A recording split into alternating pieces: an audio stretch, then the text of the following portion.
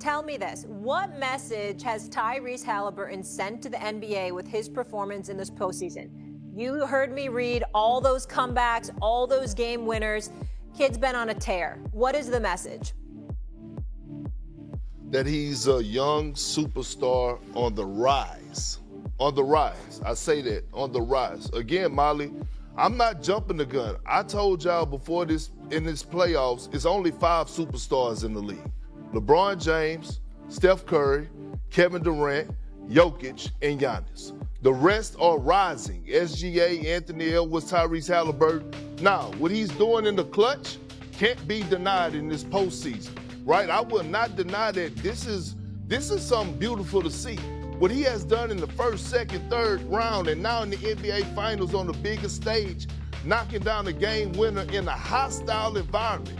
You're talking about one of the most dangerous places to play in Oklahoma City. Well, I thought they wasn't gonna lose another game in this postseason, especially in the NBA Finals. Tyrese Haliburton came up clutch and knocked down the game-winning shot. I got to give him a lot of credit for that. Just before Wendy goes, I just want to be very, very clear. So you don't have Luka or Kyrie in that superstar category?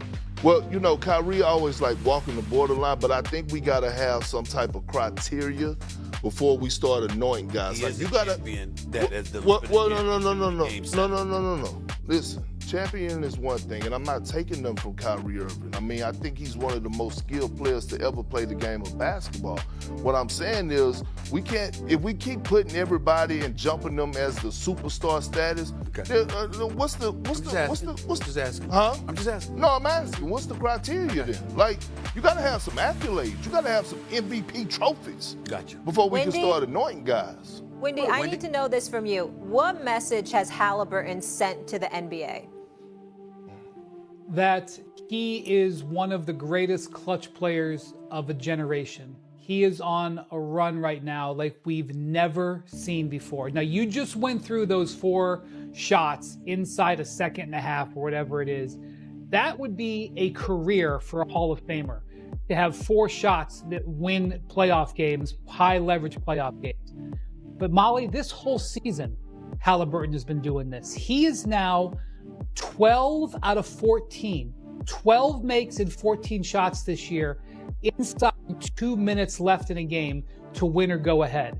So yeah, he's amazing in these last seconds, but he's been doing this. And here's what's so crazy about this. The Thunder's game plan on him worked. He only took 13 shots. He only scored 14 points. That's what they're trying to get. They're trying to hold his shots down. He had 6 assists. That's good. But when he really gets going, he's got 12, 13, 14 assists. In the fourth quarter of this game, they shifted the ball to being an Andrew Nembhard, who was a star in this game. But they went to him down the stretch because Haliburton wasn't as effective. And yet, he still plunges the dagger. That is what he is saying. What he is saying is that when it matters, there's nobody on the planet you want the ball in the hands of more than Tyrese Haliburton. And in a playoff series where you're not trying to win with the most stats, we haven't even mentioned Shai Gilgeous-Alexander. He had 38 points last night, the 3rd highest scoring in a debut of a finals in the history of the league. He's not even getting mentioned. What the message Haliburton is sending is, when you need a basket and it's put the pressure on, give it to me. And he's having a run that is going to have his name etched on that line well into the future. Perk, pom-poms aside, absolutely, what do you feel like is the significance of the Pacers pulling out the win despite having 25 turnovers? Well, let me address the 25 turnovers, right? And I know people's like, oh, they had 19 turnovers. No, the Thunder force you into turning over the basketball. We've been saying this in the first, second, third round. Jokic had the worst series of his career in the semifinals. He was damn near averaging 5 or 6 turnovers in that series. That's what they do. They speed you up and make you turn over the ball. Now, what I will say is that the Pacers did an excellent job with that small ball lineup down the stretch. And that's OB Toppin at the 5, Pascal Siakam basically at the 4, and they spaced you out and they gave you room to operate. Here's why I got to give Rick Carlisle some more credit. Maxing out his players, giving them the belief and the trust. Wendy just brought up Nembhard and how he was a star. You damn right he was. And can I say this for a minute? I don't know what the hell they doing over there in Canada.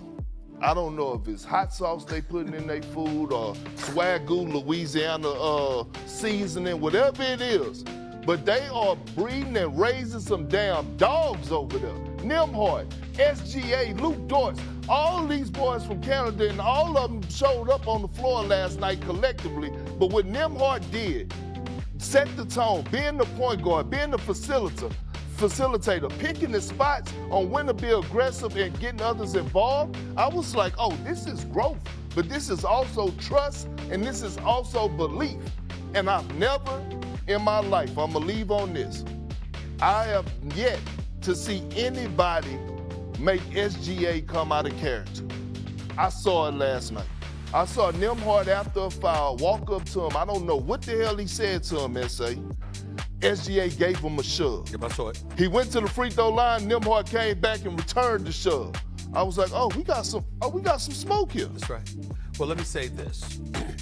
Nimhart showed up, no doubt about it, creating points over his own shot. I got to give Obi Toppin some love. Oh, yeah, for sure. Obi Toppin hit like 5 threes, and I thought that he hit some key three-pointers that kept them in the game. Every time OKC was giving you the impression that they were going to run away with it, Obi Toppin showed up. T.J. McConnell came off the bench in the first half. He made a couple of threes when they left him wide open, okay? But Nimhart did his thing, no doubt about it. Miles Turner can't forget his bank shot 3. You had a collective contribution, which is why I spent time giving all the love to Rick Carlisle. Because when you play 11 dudes for at least 15 minutes a game during the regular season, you've prepped them for this moment. You've prepped your team to trust one another, depend on one another, and know that other dudes can step up and get it done for you, or at least keep you in the mix so Haliburton can close for you. That's what Rick Carlisle has ended up doing. I'm looking at OKC. You lost the game despite creating 24 turnovers. You lost the game despite having 14 steals to Indiana's 1 steal. This is what happened, okay? Indiana still found a way to beat you. And when you look at it from that standpoint, ladies and gentlemen, I'm excited. I know I can speak for Big Perk, Wendy, and everybody else, because you walked into this series, and some people at least walked in scared we will see in a sweep. Some people walked in scared you could potentially see a sweep because OKC's defense was that elite, and you didn't look at Indiana that way, and Haliburton is your pretty much lone ball handler. That's what everybody was thinking. Indiana showed. So we have 2 people on this couch that know what it feels like to be in the NBA Finals. Kenny and your net squad made back-to-back finals appearances in your second and third seasons in the league.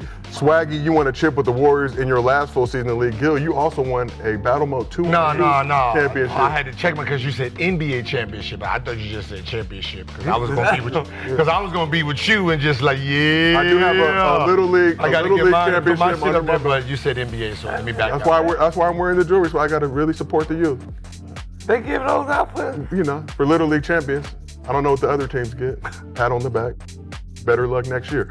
Shai, you also have a championship as well, so you can speak to this. But what are the days leading up to the NBA Finals like? Like, what's Ken, you had like I think a 4 or 5 day break between your first one. I want to say a little bit longer between your second one. But what are a little bit longer? Like 8 days, y'all got the sweep, got to hang out for a little bit. What are those days though, leading up to? I did the research. Oh yeah. No, man, people don't know, man. Y'all better. What your motherfucker be saying? Y'all better.